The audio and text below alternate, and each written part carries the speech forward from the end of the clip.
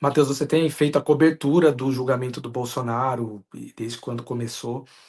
O que mais chamou a sua atenção nas últimas sessões aí do julgamento? Teve alguma fala, alguma questão ali específica? Olha, eu achei essa fala que eu falei do Jair, do Alexandre de Moraes muito importante, porque é isso, né? O Brasil precisa, né, entender essa questão da importância da reparação no Brasil, né? É importante se fazer julgamentos e se tratar de forma séria tentativa de golpe no Brasil. A gente viu o que aconteceu no 8 de janeiro, não foi uma coisa, né, não foi uma coisa qualquer, né? As sedes dos três poderes foram destruídas, né? E ali tinham militares esperando o sinal verde para, né, se movimentar, né? Em direção a Brasília. Então, na minha opinião, acho que a gente viu, por exemplo, a ministra Carmen Lúcia fazer um posicionamento muito duro. Estou gostando muito da participação dela, né? Ela primeiro interrompeu um advogado que estava fazendo, né, falando mentiras, fazendo fake news sobre as urnas eletrônicas. Ela não permitiu que ele falasse, ficou dizendo claramente que ali havia uma fake news.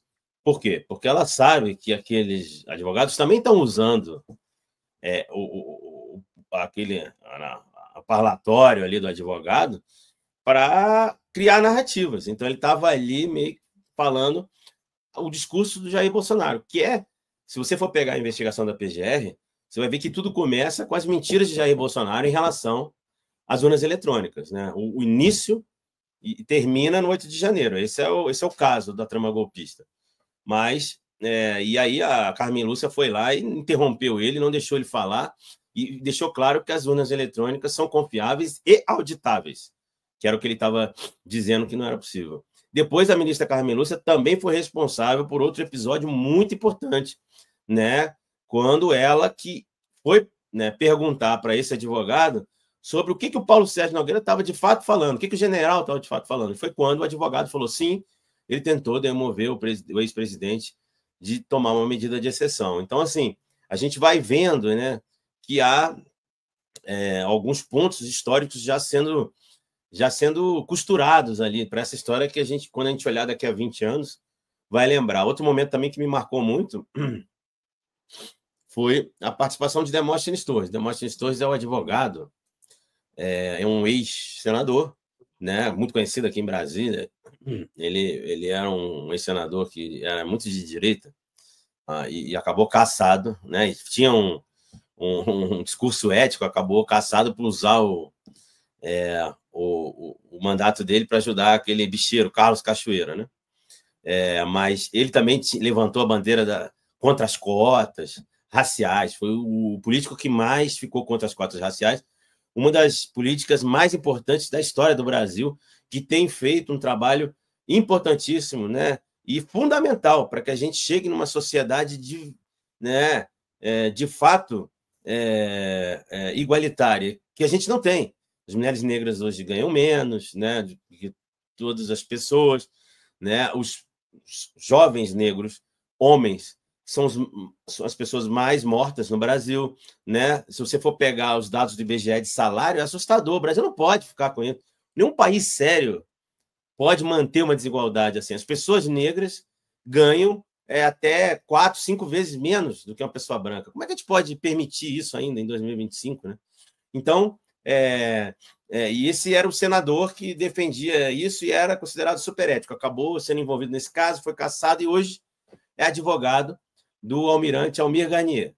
O Almir Garnier é o comandante da Marinha que se colocou à disposição de Jair Bolsonaro para botar as forças do Estado brasileiro contra o próprio país, né? Porque ele queria, né, usar, né, os militares da Marinha para dar o golpe, né? Ainda bem que os comandantes da Aeronáutica e do Exército não entraram, né? Não encamparam, não aderiram, senão nós estávamos, talvez, vivendo um momento mais terríveis, né, da história do Brasil. E esse advogado ficou 21 minutos na defesa do almirante Garnier, elogiando os ministros do Supremo. Ele não estava falando do caso dele, ele ficou elogiando cada um E aí ele ia pontuando a história de cada um, por onde cada um passou. E aí se percebeu depois, até escrevi uma coluna sobre isso, que ele estava, na verdade, provocando os ministros. Por quê? Ele foi contando a história de Alexandre de Moraes. Alexandre de Moraes foi secretário de Segurança em São Paulo, no governo tal, era praticamente o primeiro-ministro, mandava no governo e tal. Aí, bom, aí contou a história do ministro Fux. O ministro Fux, né, teve uma... trabalhou no Ministério Público por tantos anos, primeiro, papapá. Aí depois voltou para a política quando foi falar de Flávio Dino. Flávio Dino ocupou todos os postos mais importantes da República, governador, senador, ministro da Justiça. Só faltou a presidência, mas está novo ainda, pode virar presidente. Aí quando ele fala isso, obviamente que ele está querendo dizer, essa aqui é uma corte política, né? Isso aqui não é um julgamento técnico, é um julgamento político. Né? É a mensagem que ele está querendo passar. Ele está fazendo uma provocação para os ministros. Mais ainda para Alexandre de Moraes e Flávio Dino, né? Por quê? Porque está dizendo assim, olha, eles podem voltar para a política, né? Depois de fazerem todo esse escarcéu aqui, prenderem e tal.